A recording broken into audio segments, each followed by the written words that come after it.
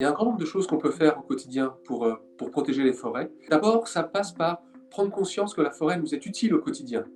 Si vous avez bu un café ce matin, si vous avez mangé du chocolat hier soir, si vous avez mis du biocarburant dans votre réservoir de voiture, si vous avez consommé de la viande industrielle, si vous avez des chaussures en cuir, vous avez potentiellement eu un impact sur la forêt et aggravé la problématique de la déforestation. Parce que tout ça, ce sont des biens de consommation directe qui viennent de façon directe ou indirecte de la forêt.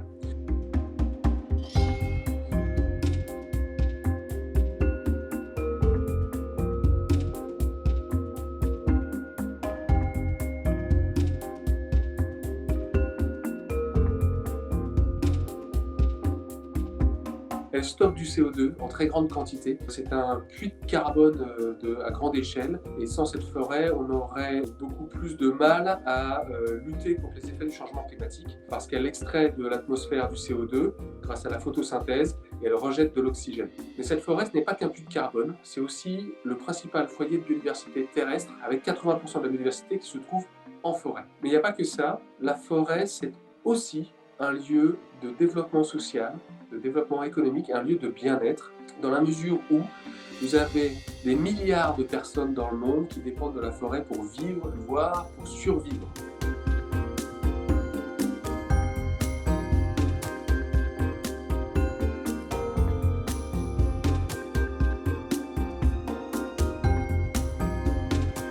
Alors la déforestation, il n'y en a plus en France. Il y en a eu, mais c'est fini. On n'a plus de forêt primaire et donc plus de déforestation.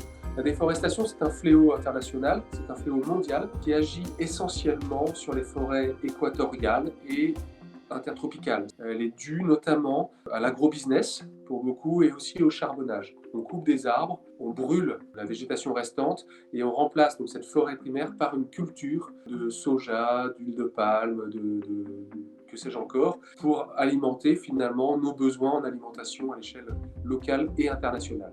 En ce qui concerne la forêt française et la forêt tempérée d'une façon générale, c'est vrai dans beaucoup de pays d'Europe, l'enjeu il est tout autre. Il n'y a plus de déforestation, la forêt a tendance même à grandir en termes de superficie.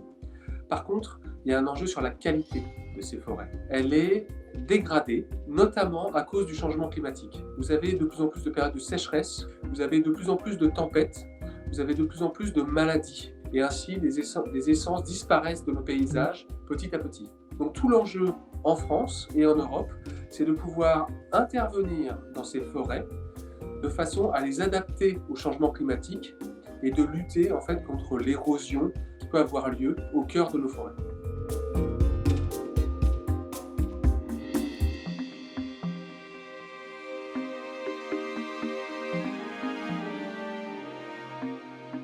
Par exemple, la viande carnée industrielle, elle s'appuie beaucoup sur l'alimentation de soja qui vient du Brésil à partir de zones qui ont été déforestées.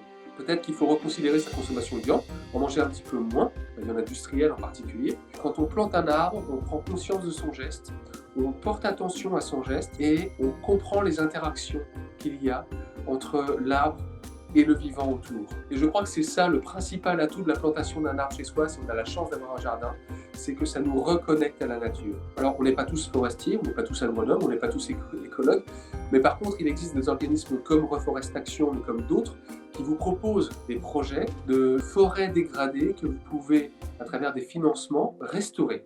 On se rend compte que cette forêt, que l'on prend souvent comme un réservoir à insectes et à oiseaux, dans lequel on aime se promener, eh bien, elle fait beaucoup plus que cela. Elle agit sur le climat, sur la biodiversité, sur notre santé, sur le développement social dans les pays en voie de développement. Elle est en fait, pour moi en tout cas, le point de départ d'un modèle de société durable.